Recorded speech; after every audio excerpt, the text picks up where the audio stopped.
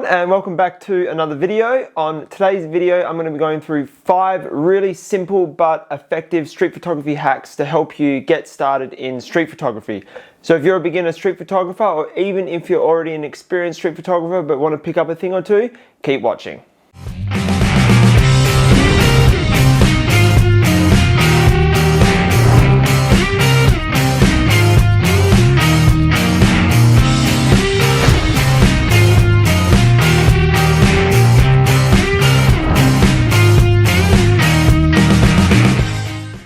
Okay, let's jump straight into it with tip number 1, which is traveling lightly. Now, as a street photographer, I really should follow this rule more than I actually do.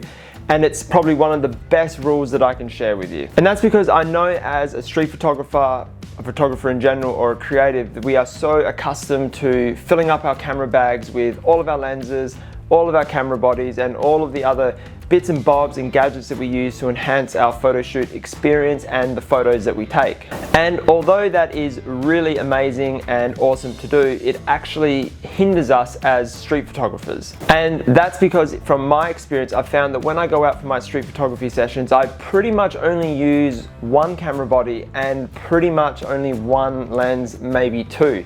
So I'm actually filling my bag with unnecessary equipment that I don't even use. So this means if I want to travel from one part of the city to another part of the city to another part and then to another part of the city, I'm carrying around a lot of unnecessary gear that's going to start slowing you down. Generally, when you're trying to get between locations, you could be in a bit of a rush, and the last thing you want to be doing is being weighed down by things that you don't need to be carrying. Another reason why you want to travel lightly is because, again, moving across the city, you're carrying a bag, a really heavy bag, for a long period of time, and during the course of the time you're out in the city taking your street photos, that weight can start causing you some really unnecessary back pain, shoulder pain, and neck pain. You keep doing this over a long period of time, years, months, weeks even, you can notice that you can start causing yourself long-term damage into key parts of your body that you need to be able to keep doing your street photos. Another reason why you want to travel lightly is when you're traveling in between locations, a shot can literally present itself to you at any moment. For example, you may need to do a level adjustment and get down really low to get that shot. And if you're carrying a really heavy camera bag, it's going to make it extremely difficult for you to make that level adjustment and get the shot. The final reason why I think you should be traveling lightly as a street photographer is because, again, from personal experience, when I go to certain locations, I like taking my bag off, not only to relieve any pressure on my body, but to, again, make it easy for me to move around to be able to get that shot. But the problem with that is your bag can be in a very vulnerable position. Remember, you are in a city, there are people walking around you all the time, depending, of course, where you are. And it takes that one person to see a very vulnerable bag by itself and you not paying attention. And before you know it, your bag is gone, along with all of the gear that you've just packed into your bag, and you've potentially lost thousands and thousands of dollars. To any street photographer or creative in general, that is the last thing that we need, especially when you don't have insurance. Okay, that was a very long explanation for one tip. I promise I'll try and make the others a lot shorter. Tip number 2 is warming up. Just like any other sport, or I believe any other creative outlet, warming up is imperative to be able to perform at your best and to achieve the best results possible in your work. That is no different when it comes to street photography. So I suggest when you go out for your next street photography session, you go to a location that you're familiar with, that you're comfortable in, and somewhere that can really fuel your creativity. And when you get there, start shooting everything around you, from the people to the buildings, and start getting that creative mind working in telling you stories about everything that you see. And once you're in that rhythm of telling yourself stories about what you see around you, no matter where you go across your city, you'll be able to take really incredible street photos. So don't underestimate the power of warming up when it comes to street photography. It's probably one of the most effective things that you can do to start telling really thought-provoking and powerful street photography stories. Okay, let's move on to tip number 3, which is setting your camera to auto mode. Now, I know a lot of people might disagree with this one, but this is a video for more beginners than experienced street photographers. And this is also a tip or a technique that I used when I first got started in street photography. When it comes to street photography, I'm always thinking story first. story is more important to me when it comes to street photography and photography in general than the gear I use or the settings that I use. And I'm not saying camera gear or knowing your camera settings isn't important, it is, but I think as a beginner street photographer, it's more important to understand the art of storytelling before all of that. And when you're a beginner street photographer, you do find that when you are out in the city, there's a lot in your environment that you cannot control and things are happening around you very, very quickly. And if you're not experienced with being able to understand your shutter speed, aperture, ISO, and all of your other camera settings, you're gonna feel very overwhelmed trying to take photos and trying to tell stories. You're most probably gonna miss a lot of shots that you wish you got, and you're gonna feel very deflated and defeated about going out taking street photos. This is why I'll always suggest to every single beginner street photographer I talk to not shoot in manual priority mode and switch their camera to auto mode. And what auto mode is scene intelligent auto.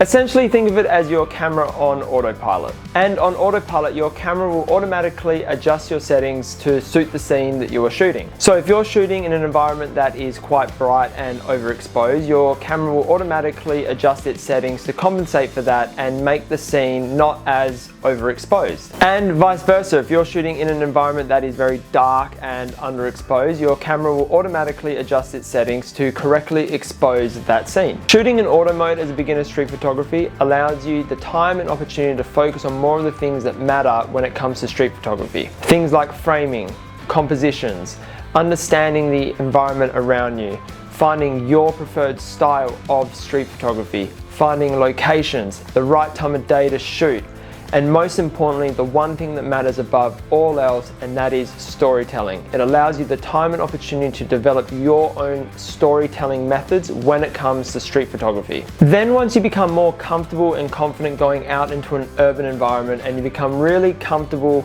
with your framing, your compositions, and your storytelling, then switch from auto to manual and start learning and understanding more of your camera's capabilities. So if you're a beginner street photographer, I highly recommend starting off and shooting in auto mode. Tip number 4 is using one lens. And it's a bit of a late segue from tip number 1, which is traveling lightly, but you don't want to be carrying multiple lenses. It's just gonna weigh you down, slow you down, and cause you unnecessary pain and uncomfortability than what you really need to be putting yourself through. But besides lightening your load, which is one of the key factors when it comes to street photography, using only one lens will also enhance your skills using that one particular lens. It will also help you avoid faffling about and just going through your camera bag, deciding what lens to use, and release you from any paralysis by analysis that you might be having. It will also give you a consistent body of work from that one street photography outing, and it will also help you become more and more confident on deciding what the best lens is for that certain type of photography. And it will also make you become more and more confident on being able to choose the right lens for the right location and the right stories that you want to tell. And I must say with this tip, there does come a downside, and that is if you're only carrying one lens with you, you can be left with that thought of, damn, I wish I brought that other lens, because you missed a certain shot that would have required something different to what you were using. But other than that, I really think carrying only one lens when you start off in street photography will greatly enhance your skills, will take a lot of pressure off your shoulders, and help you become a really great and confident street photographer. Okay, we are finally at tip number 5, the very last tip of my 5 simple, really and effective tips for beginner street photography. And it is a segue from tip number 4, which is only bringing one lens, and that is using a zoom lens. And don't worry, I know there's a lot of opinions out there of what lenses are best for street photography, and the vast majority will always say a prime lens, namely a 35mm or a 50mm lens. And yes, these are fantastic lenses for street photography, especially a 35 and a 50. But we are talking lenses for beginner street photographers, and I'm always going to say, hand on heart, that the best lens that I think is best for all beginner street photographers is a zoom lens. Either a zoom lens from the camera kit that you have bought, or if you can afford it, a 70mm to 200mm lens. And it doesn't have to be like an f2.8, something that's going to cost you thousands and thousands of dollars. You can start off with a really cheap 7200 that's like an f4. I picked mine one up, which I still use to this day, for about 600 bucks off Facebook Marketplace. And the reason why I'm always going to say a zoom lens is the best lens for a beginner street photographer to use is because yes, using a prime lens is lighter. Yes, it does allow you to capture more of that urban environment. But if you want to get right up close and personal with your subjects, you have to get extremely close with a prime lens. And that takes a lot of confidence for a street photographer to do. As a beginner street photographer, that thought alone can be very nerve-wracking. It can cause a lot of anxiety. It's very off-putting, and it's something that you're just not going to want to do. But if you want to get that shot, a zoom lens allows you to just hide out of the way. You can hide behind a wall or a building and still be able to get that shot. By doing this, it actually helps you build up that confidence slowly by indulging in that environment and in that situation. Then once you eventually build up that confidence, then you can switch to a prime lens and start working your way closer to your subjects to be able to get the shots that you need. So all in all, I think starting off with a zoom lens is perfect for beginner street photographers. It allows you to just stay out of the way. It can help you remain hidden until you build up that confidence to actually step out into that urban environment a lot more to be able to get a whole range of different shots. So if you're a beginner street photographer and you don't like confrontation, you don't like being up close and personal with subjects, with people, and you just want to remain out of the way, I highly recommend using a zoom lens, whether that is a kit lens that you got with your camera, or if you can afford it, just buy a second-hand lens off Facebook Marketplace or anything like that just to get you started. Okay, that's it. Those are my 5 really simple but effective tips for beginner street photographers. Thank you so much for watching this video. I really appreciate it. If you did like this video, make sure you like it. If you want more street photography tips and you want to just follow my adventures with my street photography, make sure you subscribe to the channel, and I'll see you guys in the next episode. See ya.